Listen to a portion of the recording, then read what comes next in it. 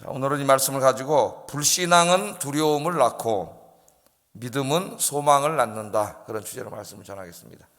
불신앙은 두려움을 낳고 믿음은 소망을 낳는다. 2차 세계대전 중에 독일 사람들이 이제 그 강제 포로 수용소를 설치했죠. 거기 이제 유대인들을 잡아서 가두어 놓고 이제 막 가스실에서 죽이고 뭐 여러 가지 인간 실험을 하고 생체 실험을 하고 막 이런 끔찍한 일을 했습니다. 근데 이제 한 포로 수용소, 전쟁이 끝나고 연합군들이 이제 거기다 점령해가지고 그 사람들이 갇혀있던 포로 수용소를 이렇게 점검을 하는데 한 포로 수용소 벽에 이런 글귀가 적혀 있었다 그래요. 벽에 낙서로 태양이 빛나지 않을 때라도, 같이 한번 읽어볼까요? 시작. 태양이 빛나지 않을 때라도 나는 태양이 존재함을 믿습니다. 내가 느낄 수 없을지라도 나는 사랑이 존재함을 믿습니다.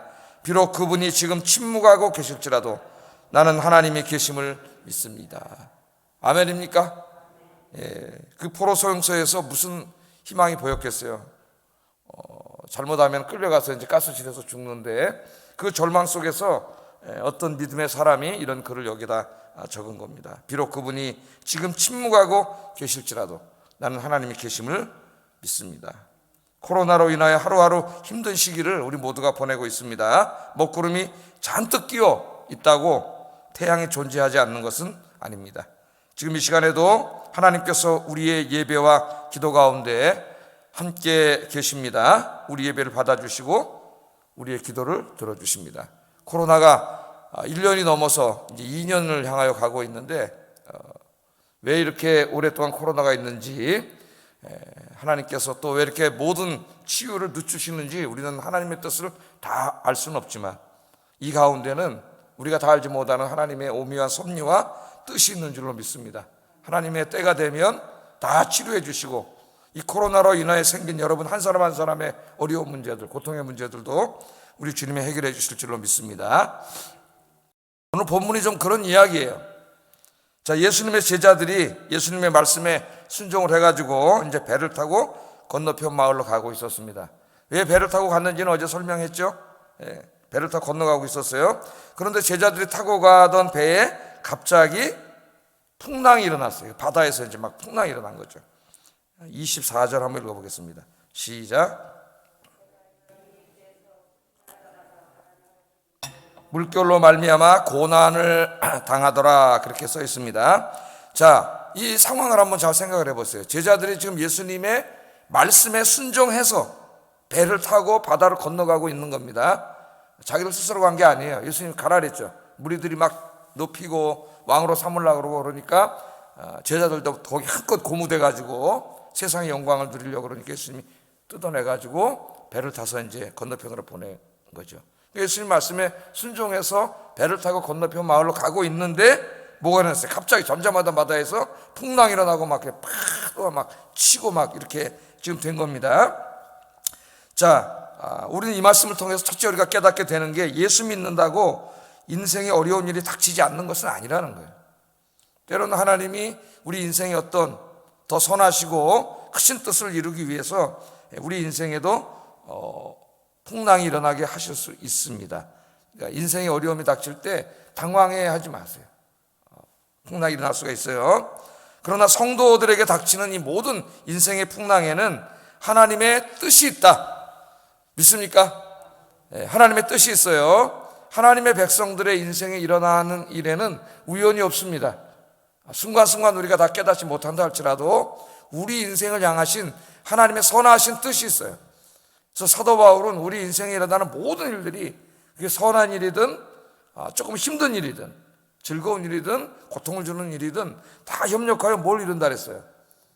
우리 인생의 선을 이루기 위해서, 악을 이루는 게 아닙니다. 선을 이루기 위해서, 우리 인생을 더 영육간에 유익되게 하기 위해서 하나님께서 다 협력해서 사용하시는 도구다, 그렇게 우리를 가르쳤습니다.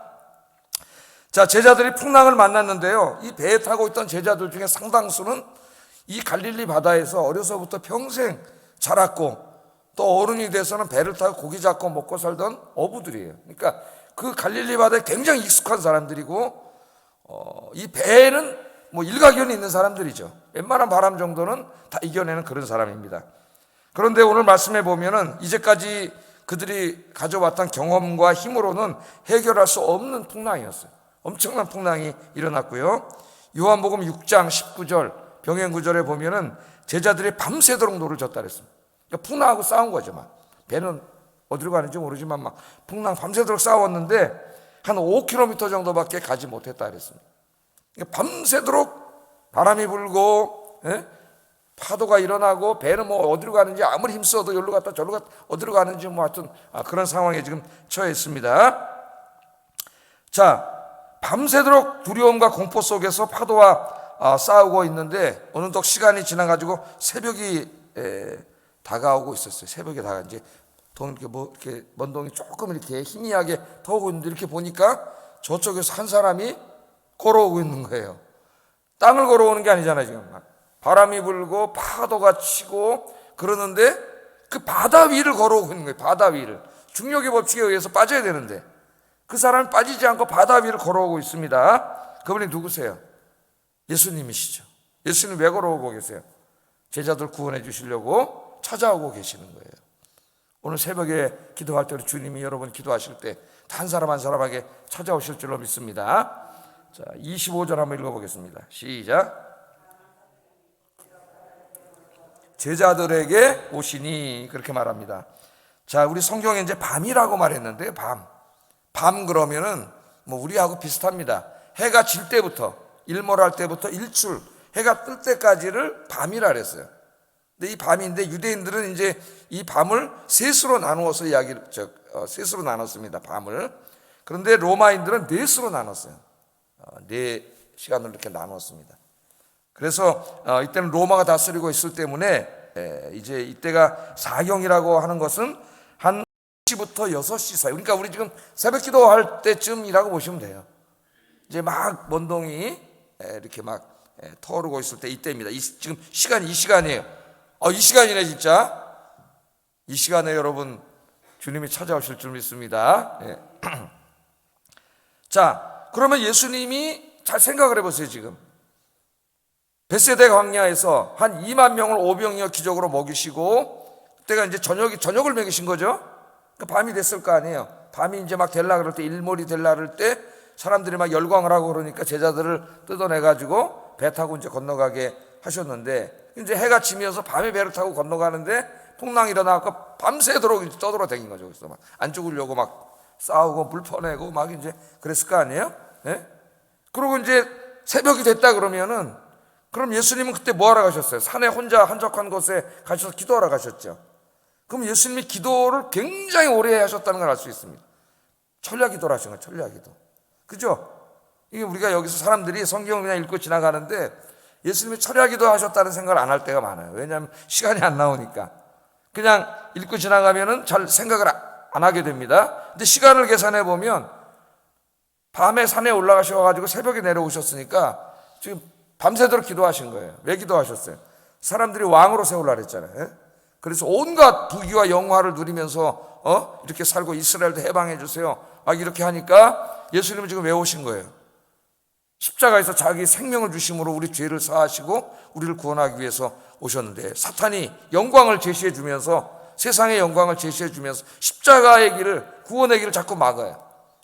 그러니까 예수님 마음속에 이것을 이겨내기 위해서 밤새도록 기도하신 거죠.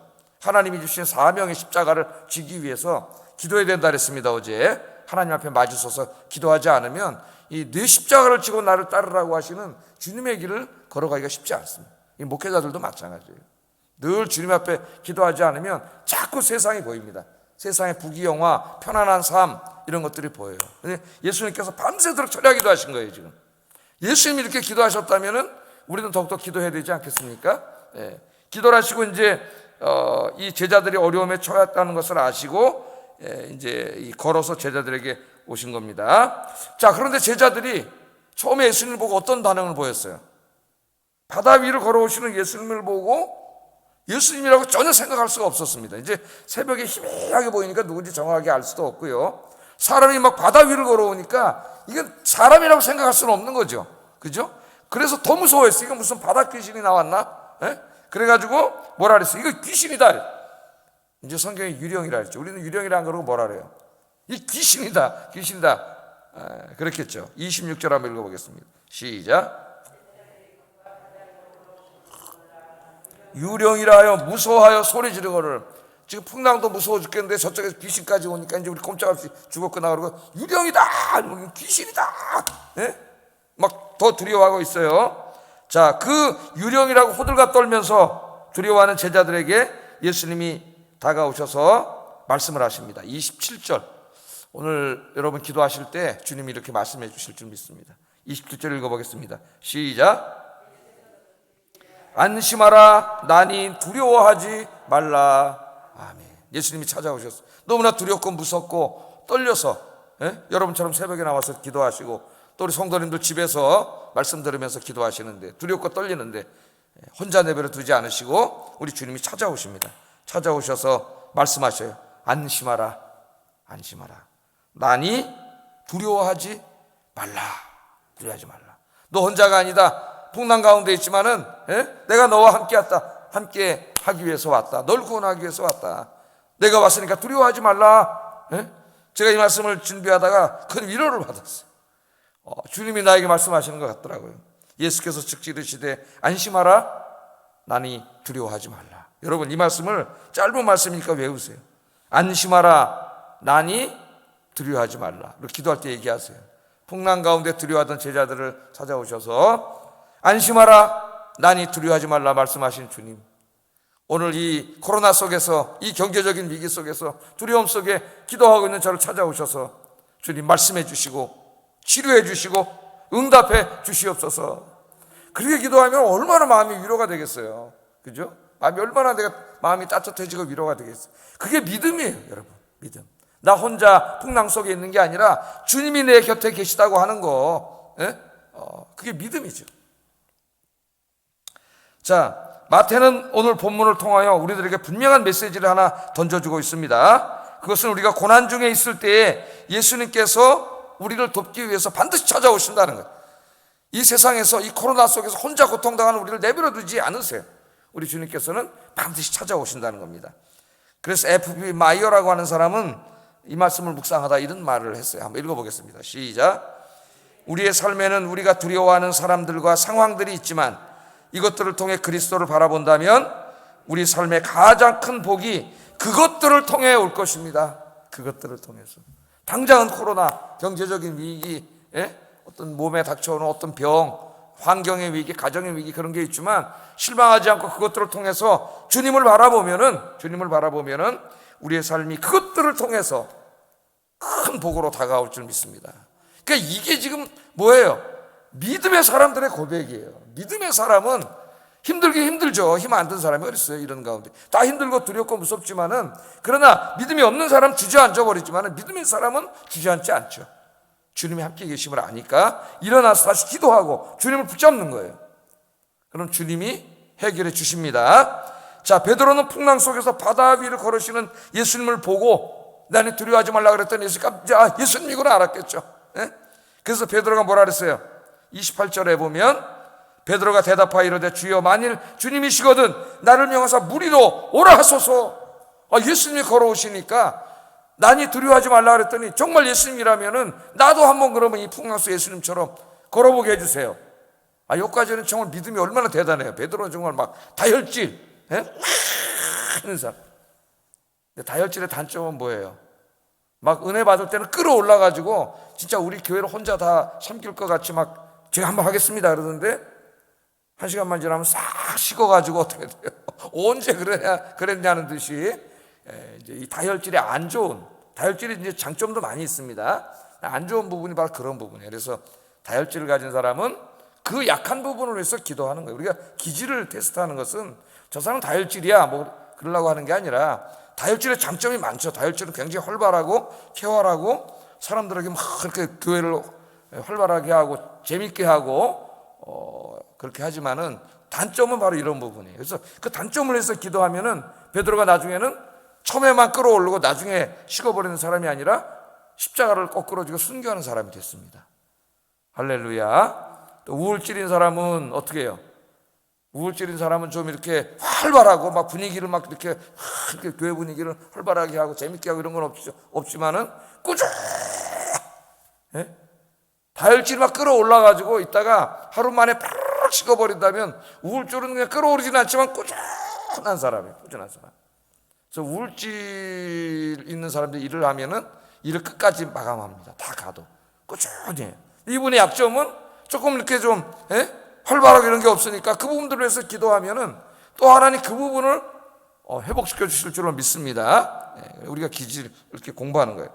자, 나도 한번 하게 해주세요. 그랬더니 예수님이 오라 그랬어요. 안 된다 그러지 않고 오라 그랬습니다. 29절에 보면 오라 하시니 베드로가 배에서 물 위로 뛰어내렸어요. 그래서 걸었어요, 못 걸었어요? 진짜 걸었습니다. 놀라운 일을 벌었어요. 걸어서 예수께로 갔습니다. 예수님은 오고 계시는데 여러분 뛰어내릴 수 있겠어요? 우리는 이걸 보고 베드로의 믿음이 없다는데 맨 처음에는 있었어요. 뛰어내렸잖아요. 일단은 딱 뛰어내렸어요. 그래서 예수님께로 딱 걸어갑니다. 걸어가는데 놀라운 일이 벌어진 거예요. 중력의 법칙을 역행하는 거예요.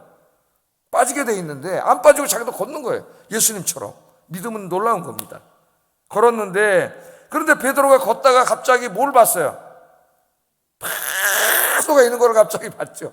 예수님을 바라볼 땐 걸어갔는데 파도가 일어나는 걸 보니까 갑자기 뭐가 밀려? 의심이 생긴 거죠. 빠져 죽으면 어떡하지? 의심이 생기는 순간 뭐가 밀려와요? 파도가 어떻게 두려움이 밀려오는 거예요. 두려움. 여러분 믿음이 약해지면은 하나님에 대한 믿음이 약해지면은 두려움이 찾아옵니다. 내가 자꾸 마음이 두렵고 불안하고 그것은 내가 기도하고 있지 않다는 증거예요. 여러분 자신을 돌아보세요. 여러분 틀림없이 기도하지 않고 있어요. 하나님을 향한 믿음이 다 지금 거의 없어져 있습니다. 그러면 이 세상의 풍랑이 계속 일어나기 때문에 뭐 세상 쳐다보면 두려운 것밖에 없죠. 코로나는 가득 차 있고 경제는 불투명하고 내일이 어떻게 될지 모르고 가족에 이런저런 문제가 있고 이거 어떡하지? 두려움밖에 몰려오지 않아요. 파도를 보는 순간 갑자기 두려움이 몰려왔습니다. 두려움이 몰려오니까 어떻게 됐어요? 물속에 푹 빠져버렸어요. 그랬더니 깜짝 놀라서 예수님한테 살려주세요. 이게 맨 처음에 베드로의 부끄러운 모습이었어요. 나중에는 이제 정말 십자가 거꾸로지고 순교하는 사도가 됐는데, 자, 그랬더니 예수님 붙잡아 주십니다. 30절 32절 한번 읽어보겠습니다. 시작.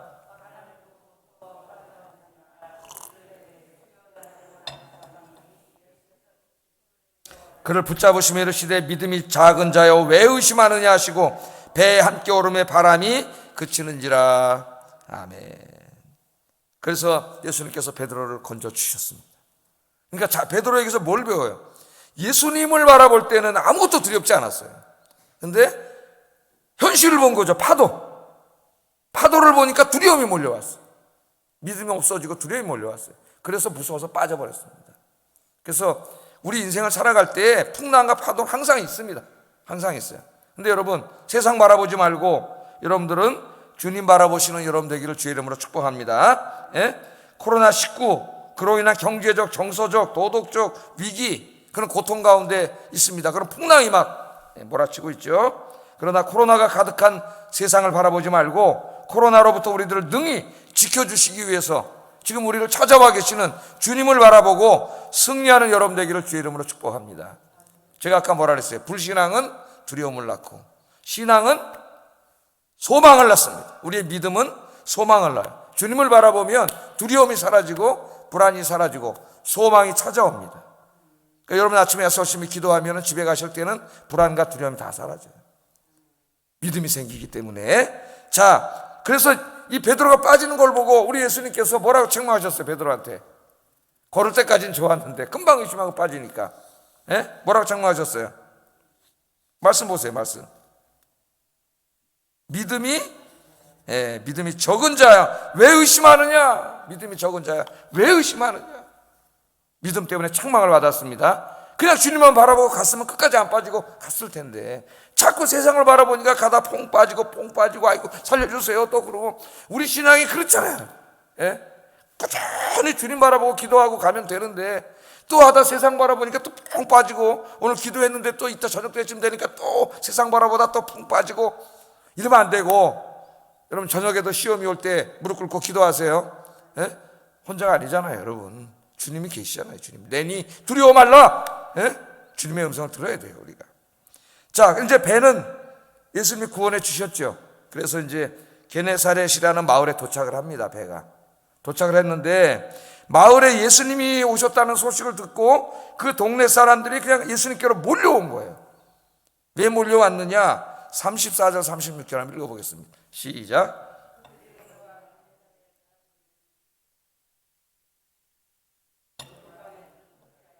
모든 병자를 예수께 데리고 와서 다만 예수의 옷자락에라도 손을 대게 하시기를 간구하니 손을 대는 자는 다 나음을 얻으니라.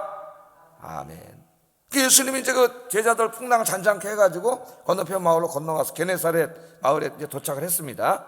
그랬더니 어떤 사람이 예수님이 내리는 걸 봤나 보죠. 온 동네 가서 소문을 내가지고 동네 사람들이 다 몰려오는데, 예수님이 보니까 막 병자들 잔뜩 데리고 예수님께로 몰려오는 거예요. 그 병자들을 데리고 예수님께 왜 몰려올까요? 오늘 그 다음 말씀이 나오잖아요. 예수님의 옷자락에 손만 대어도, 그러니까 예수님의 옷자락을 만지기만 해도, 그냥 예수님을 안수하고 기도하지 않고 그냥 몰래 가서 예수님 옷자락만 만져도 병이 나을 줄로 믿었기 때문입니다. 믿었기 때문에. 그래서 지금 여기 믿음이 없는 제자들, 베드로로 대표되는 제자들과 믿음이 있는 게네사렛 사람의 이 믿음이 대조되고 있어요. 대조되고 있어요. 사람들이 병자들을 잔뜩 데리고 옵니다. 예수님 앞에 와서 뭘 부탁해요? 옷자락이라도 만지게 해주세요. 옷자락이라도. 예? 옷자락만 만져도 병이 날 줄로 믿습니다. 그러니까 그냥 동네 뭐라 그랬습니까? 두루 통지하여, 두루두루 알려. 야, 병든 너네 집 아들 아프잖아. 예? 야, 김씨, 박씨, 차씨, 입씨 다 그냥 모아가지고 병자들 잔뜩 데리고 그 모습을 한번 상상을 해보세요. 예수님께 다 몰려왔는데 보니까 너무 많이 왔어. 사람들이 예수님께 하는 말씀이, 예수님 옷자락만 만져도 병이 우리는 낫는다는 걸 믿습니다. 그러니까 뭐 기도 안 해주셔도 돼요. 옷자락이라도 만지게 해주세요. 그랬더니 예수님 허락을 하셨어요. 그랬더니 예수님 옷자락을 만지는 사람들이 다 병이 낫고 건강을 회복한 줄로 믿습니다. 놀라운 역사가 일어났어요. 여기 또 미신에 빠지면 안 돼요, 자꾸 사람들이. 예수님의 옷자락이 무슨 신비한 능력이 있어가지고 예수님 옷 만져서 병이 난 게 아니에요. 중세 기독교가 그래서 다 타락한 거예요. 성인들이 먹던 밥그릇, 숟가락, 무슨 옷자락, 덮고 자던 이불, 뭐 쓰던 물건, 이런 거 만지면 그게 능력이 있어가지고 병이 난다고 해서 십자군 전쟁 때 예루살렘에 갔다 그런 것들을 다 가져와가지고 성당과 자기 집에다가 수백 종씩 쌓아놓고 살았어요. 기독교가 이렇게 미신이 된 거예요. 병을 고쳐주시는 분은 누구세요? 하나님이시죠. 옷자락을 만져서 예수님의 옷자락이 무슨 능력이 있어서 병이 나는 게 아니에요. 옷자락만 만져도 병이 날 줄로 믿는 그 믿음을 하나님이 기쁘게 보시고 병을 고쳐주신 거예요. 그들의 병을 고친 건 뭐예요? 그들의 믿음이야, 믿음. 옷자락만 만져도 병이 날 줄로 믿습니다. 예? 그래서 예수님이 그들을 칭찬하시고 병을 다 낫게 하셨습니다. 여러분들은 오늘 제자들처럼 믿음이 적은 자라고 책망받는 자가 아니라 믿음 있는 자로 칭찬받고 문제 해결받는 여러분 되기를 주의 이름으로 축복합니다. 기도하겠습니다.